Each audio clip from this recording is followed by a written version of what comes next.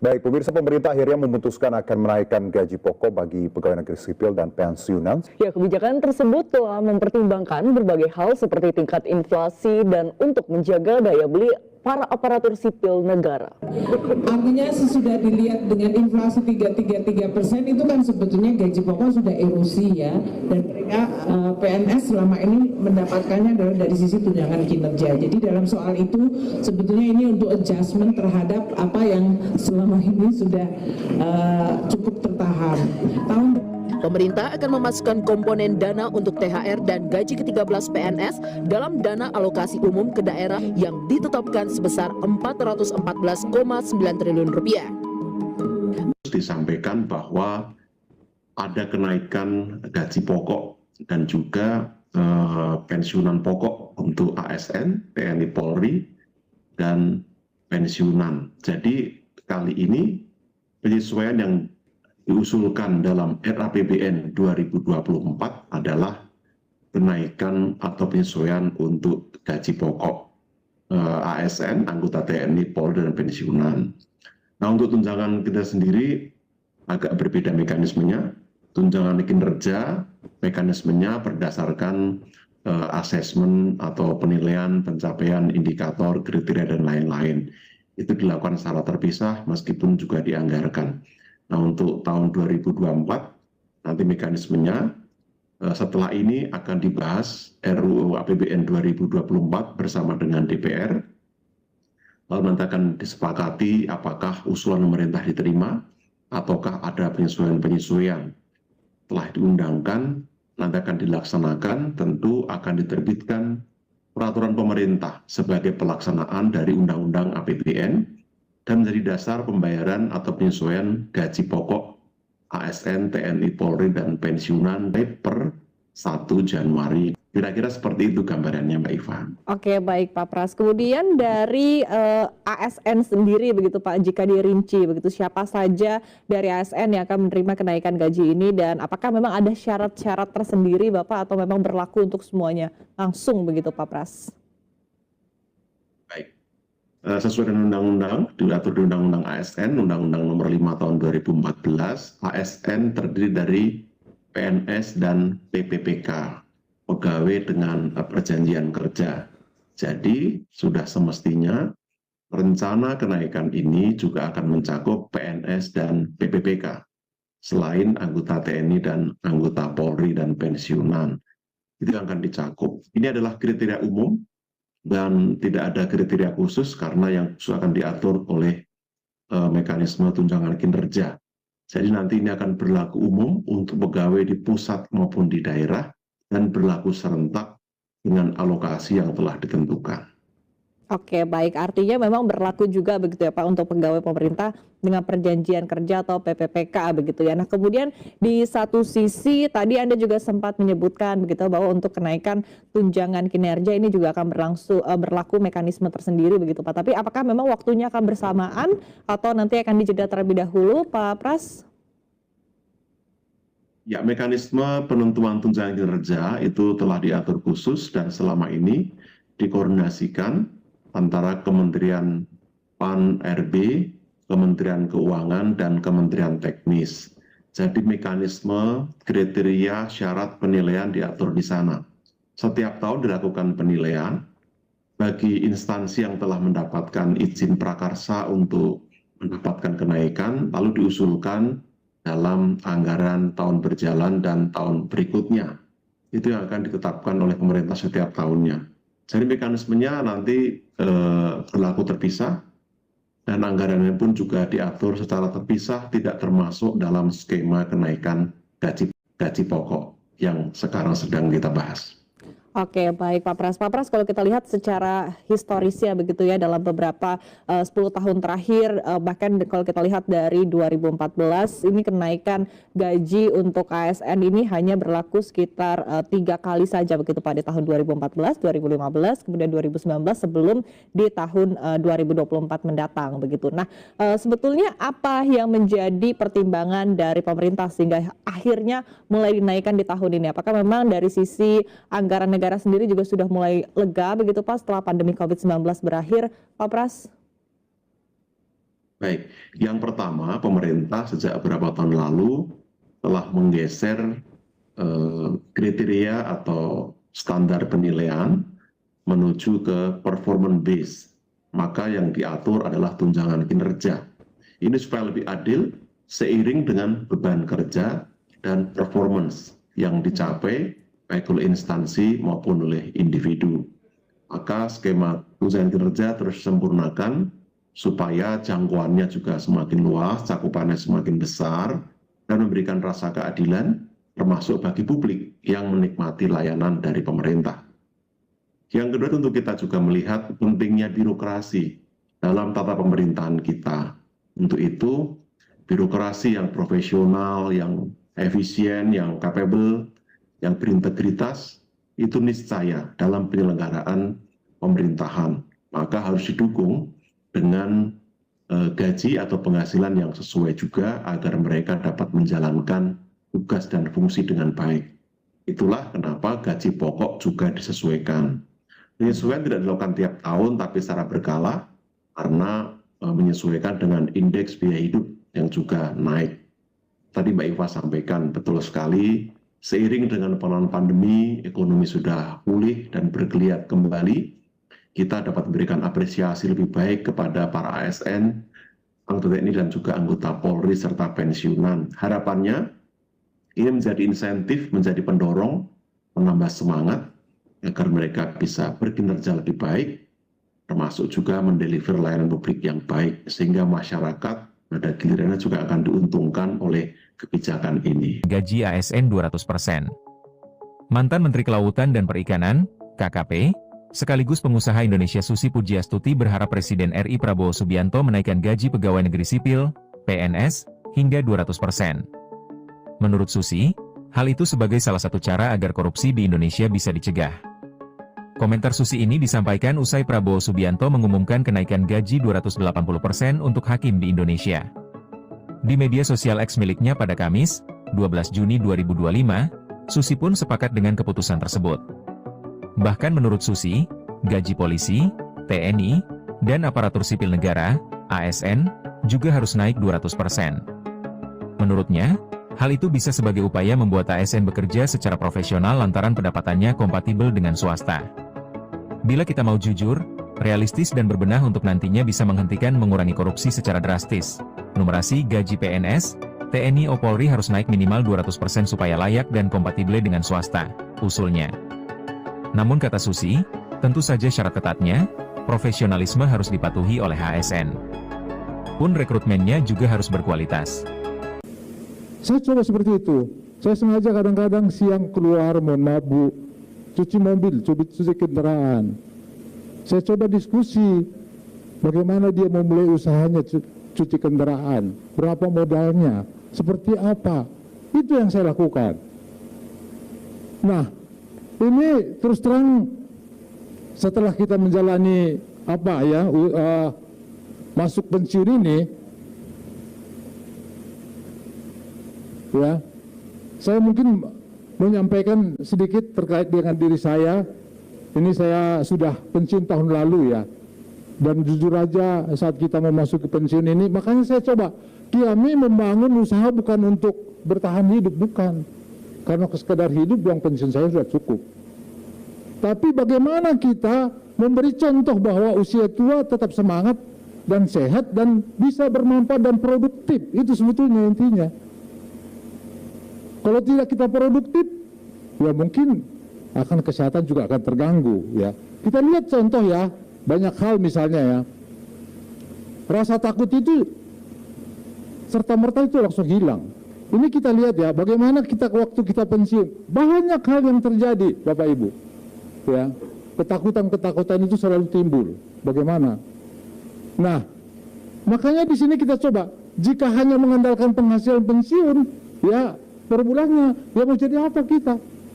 Ya ketahuan, paling tinggi diterima berapa sih? 5 juta. Masa kerja saya 38 tahun 6 bulan, ya.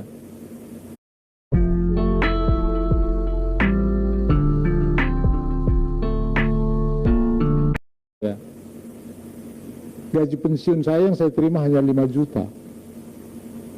Bagaimana bisa kita? Apalagi kalau misalnya ada tanggungan lagi. Syukur kepada Tuhan, saya kebetulan anak saya empat-empatnya sudah selesai dan sudah bekerja semua. Tapi saya hanya menerima aja. Banyak keluarga tantangan, udahlah nikmati aja, jalan-jalan aja ke Yerusalem. Ya, banyak yang seperti itu. Udah jalan-jalan, terima kemarin uang taspen saya terima kurang lebih sekitar 90 juta.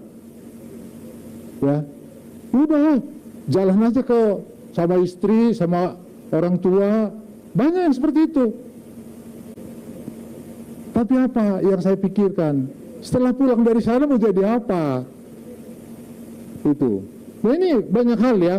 Jadi kita lihat juga banyak juga orang pensiun itu ya. Contoh saya kebetulan tinggal di Depok, di Cimanggis. Kebetulan di sekitar situ banyak sekali orang BKN. Dan rata-rata sudah pensiun yang ada di sana. Tinggal mungkin Pak Pur ya, karena satu RW dengan Pak Purwanto ya. Banyak teman-teman yang sudah pensiun, jadi sepertinya ya gimana ya. Itu yang kita lihat. Jadi kalau kita kurang produktif, kebugaran, kesehatan juga kita menjadi terganggu. Ya, jadi banyak kaitan-kaitannya. Jadi secara otomatis kalau kita sudah di rumah, ya motivasi pun sudah tidak ada. Jadi kita kalau tetap harus ada di rumah, agak sulit itu. Jadi ini saya sekadar berbagi pengalaman ya. Bapak Ibu semuanya ya. Jadi begitu kita pensiun itu harus ada keberanian. Banyak orang yang tidak berani gitu. Keberaniannya itu hilang. Pertama itu yang harus kita pikirkan tentu apa yang harus kita lakukan setelah pensiun. Itu harus sudah terbenak. Saya sudah termasuk terlambat ini. Ini teman-teman semuanya di sini masih muda-muda, masih ada kesempatan. Cukup panjang gitu ya. Artinya persiapannya jauh lebih matang dibanding dengan saya tinggal setahun lagi mau pensiun baru berpikir gitu. Ini baru saya rasakan gitu ya. Nah ini jadi kita harus memikirkan hal-hal apa yang harus kita lakukan. Kalau sudah kita mencoba membangun tadi, karena saya berpikir banyak yang mengajak, Pak udah jualan batu es aja. Ada yang seperti itu. Saya coba, jual minuman saja. Banyak sekali tawaran-tawaran itu. Makanya kita coba, mau tidak mau kita harus membangun usaha. Jadi kalau bangun usaha tentu ada resiko-resiko yang harus kita terima, ya. Nah ini perlu, makanya pertimbangan-pertimbangan tadi harus kita pikirkan dengan matang. Sehingga Pak, kita bisa memutuskan usaha apa yang paling tepat untuk kita bangun. Nah setelah kita tentukan kita mau bergerak di bidang jasa, di bidang apa, nah itu baru mulai kita membuat konsep. Konsep-konsepnya seperti apa? Itu akan sia-sia. Karena apa? Di perjalanan itu banyak godaan. Banyak tantangan di situ. Bahkan ada juga, mungkin di orang-orang di sekeliling kita, termasuk keluarga, belum tentu sepenuhnya mendukung apa yang kita pikirkan. Itu penting sekali, ya. Jadi dukungan keluarga itu cukup penting, ya. Nah, inilah setelah kita mempertimbangkan semuanya itu, baru kita menetapkan usaha apa yang kita akan lakukan dan peluangnya seperti apa. Nah, ini Bapak Ibu yang kita coba setelah saya mempertimbangkan kemarin itu, awalnya itu saya karena berpikiran dengan jasa, banyak sebetulnya sih yang mengajak, tapi saya coba berpikir kita bergerak di bidang usaha jasa. Nah, awalnya saya itu membuka JNT Express, kerjasama dengan JNT Express, ya. Kita coba, saya diskusi-diskusi, ya, dengan membuka awal usaha ini, kita buka. Setelah kemudian sambil berjalan itu kita lakukan juga Raga Car Wash. Ya, kita buka usaha cucian mobil, ya, motor, ya. Kemudian kita juga sekarang ini sudah masuk ke dalam warkop atau kafe. Jadi di dalam satu kondisi tertentu, tempat tertentu itu sudah kita desain seperti itu. Nah ini yang kita coba, ya. Nah ini seperti JNT Express ini. Ini baru kita buka pada tanggal 1 Februari 2025. ini kita lakukan. Ya modalnya ya cukup kecil ya, sekitar 25 juta sudah cukup modalnya. Ya, ini kita buka usaha ini, ya tentu memang di sini buka usaha ini harus ada yang jaga. Kalau tidak ada yang jaga ya nggak bisa gitu. Ya. Kemudian ini kita coba membangun usaha cucian mobil.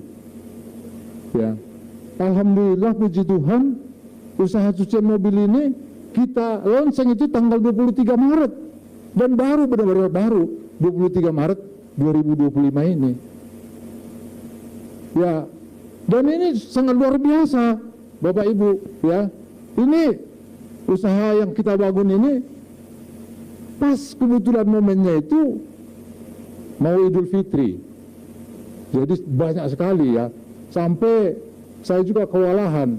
Jujur aja anak-anak saya terjunkan ikut bekerja gitu. Ya ini dia nih, anak-anak saya semua bantu saya ikutkan. Karena apa? Ternyata cukup banyak gitu ya. Nah ini usaha-usaha ini memang tantangannya berat gitu ya. Tapi kalau kita gigih tetap berjuang itu semuanya bisa berjalan dengan baik. Dan di dalam usaha cucian ini saya justru sudah memperkerjakan 2-3 orang di situ. Ya tadi di JNT Expressnya saya memperkerjakan 1 orang, di Carwash ini saya memperkerjakan 2-3 orang di situ. Artinya sekarang saya sudah menggaji orang, gitu, dari usaha ini ya. Nah kemudian tanggal 25 April kemudian itu saya buka kafe, warkop ya. Nah ini kondisinya ya. Dan kebetulan ya kita desain tempatnya itu ya memang agak terbuka ya. Jadi sekarang di warkopnya pun banyak juga orang yang menggunakan rapat-rapat kecil, meeting di situ. Dan kita tidak sewa tempatnya, tidak sewakan. Cukup dengan minum kopi aja dia di situ sudah cukup bayarannya. Dan itu memang sangat menarik ya. Sehingga banyak orang, Pak, boleh nggak kami di sini meeting? Silakan aja gitu ya. Nah ini tempat usaha warkop kita ya. Nah ini kemarin ada teman dari BKN mantan pensiunan juga datang berkunjung ke sana melihat ya bagaimana kita di sana ya. Jadi ya sempat dipoto, direkam gitu ya. Nah ini usaha-usaha yang kita bangun ya. Dan jujur kalau warkop ini juga saya memperkerjakan saat ini baru 1 orang. Karena dan warkop ini harus dijaga oleh anak muda. Karena rata-rata warkop buka sampai jam 11 malam gitu. Jadi ini yang kita coba bangun Bapak Ibu ya. Nah, saya yang menjadi kendala kita dalam merintis usaha tadi itu terus terang ya, semuanya itu adalah dari modal. Ya, untungnya kita punya tabungan sedikit-sedikit, itu yang selama ini kita gunakan. Ditambah dengan taspen tadi yang saya terima, mau diapain kan gitu. Saya mau memanfaatkan itu. Yang bayangan saya tadinya ini cukup gitu ya. Modal itu sudah cukup untuk berjalan gitu. Ternyata begitu kita bangun, waduh, saya jujur aja kelimpungan. Dan saya juga beruntungnya sebelum saya pensiun saya sudah minjem dari BRI ya, dan modal dari BRI itulah yang saya anggap sebagai tabungan sebetulnya untuk menolong saya gitu. BRI itu kan ada BRI multiguna ya, itu yang kita coba pakai ya. Tapi begitu berjalan usaha ini, sedang berjalan pembangunannya, dan mohon maaf Bapak Ibu, saya di tempat usaha ini saya siapkan mes. Jadi pekerja itu saya siapkan tidur di situ. Dia tidur di situ, makan pun saya berikan gitu. Makan mereka sehari-hari itu mereka saya siapkan ya. Kalau masak mereka sendiri tentunya ya. Saya tinggal siapkan kompor, beli beras, beli ini. Saya silakan mau makan, masak sendiri gitu. Jadi seperti itu saya buat konsepnya gitu. Nah ketika ini berjalan Bapak Ibu, udah mau di akhir modal saya habis. Nah terakhir kemarin itu saya bingung mau ke BRI, mau gimana? Di BRI pasti punya utang. nggak mungkin diberikan lagi, kan begitu. Sehingga apa? Dengan susah payah saya mencoba diskusi, akhirnya saya minjem KUR, lewat KUR, kredit usaha rakyat. Jadi saya minjem.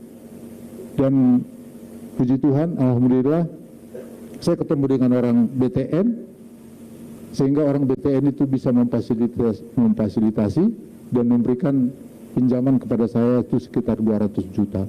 Nah, itulah makanya semuanya usaha tadi bisa berjalan dengan baik. Nah, Bapak Ibu, tantangan di situ bukan hanya di dalam modal usaha tentunya ya. Ternyata banyak kesulitan-kesulitan yang kita hadapi ketika sudah berjalan. Tadi sudah saya jelaskan modal. Yang kedua, keluarga. Bagaimanapun keluarga, suami istri, kalau tidak sejalan, tidak seia sekata, akan sulit. Kenapa? Ya, masing-masing harus punya dukungan. Kalau tidak didukung kita dengan sepenuh hati, ya tentu akan berat gitu ya. Kemudian, begitu usaha sudah mau berjalan, bagaimana operasionalnya, ini juga tidak mudah. Tidak mudah. Saya butuh SDM. SDM-nya sampai sekarang yaitu ada. Kadang-kadang ya, mohon maaf ya, yang namanya di cucian, hari ini, besok sudah pergi. Ada yang seperti itu. Ya. Nah ini bagaimana kita tawarkan kepada pengelolaan operasional dan sama SDM-nya ini harus betul-betul bisa kita tangani gitu ya. Jadi kalau tidak didukung oleh karyawan atau operasional yang cukup, nah memang BTN pernah sekali memberikan kami bimbingan ya, bagaimana membangun manajemen dari usaha ini sehingga bisa berjalan dengan baik gitu ya. Nah kemudian yang kita harapkan juga di sini ada marketing ya, marketing. Dan begitu kita sudah marketing lewat FB, lewat TikTok, ternyata jujur aja sekarang sudah jadi banyak tawaran. Ya. Begitu kita dilihat mungkin tadi JNT Express berjalan, ya, ternyata dari PT Pos pun hadir. Kemarin datang ke tempat situ, malah mau menawarkan kerjasama dengan PT Pos Indonesia. Dan mohon maaf hari ini juga mungkin ada rencana untuk tindak lanjut untuk pembicaraan gitu. Karena mungkin dilihat dari lokasi strategisnya cukup gitu ya. Jadi mau mulai modal usaha ini memang harus ada hitung-hitungannya. Benar-benar kita berani ya bagaimana untuk mengembangkan usaha ini ya. Kendala-kendala kecil di lapangan itu banyak ya, banyak yang kita hadapi. Contoh aja misalnya kayak di JNT Express kemarin itu sudah ada paket ya, kirimannya paketnya salah kirim. Ada yang seperti itu. Ada juga paketnya hilang gitu ya. Makanya saya di lokasi itu kita coba tanamkan ya segala sesuatu di situ termasuk pemantauan monitor, CCTV, semuanya kita semua titik itu kita coba pasang supaya kita lihat di mana letaknya. Jangan sampai nanti kita dengan mitra jadi kurang enak gitu ya. Nah ini Bapak Ibu ya, jadi saat ini kita coba pasang di sini di tempat kita ini, namanya kita buat Raga adalah rasa keluarga. Jadi semuanya dengan penuh dengan rasa keluarga, termasuk harganya pun harga keluarga gitu. Jadi kita coba seperti itu. Jadi saat ini yang baru kita fokus adalah di Carlos, kemudian di Warkop dan di JNT. Dan mudah-mudahan ini nanti mungkin akan berkembang ke usaha-usaha yang lain.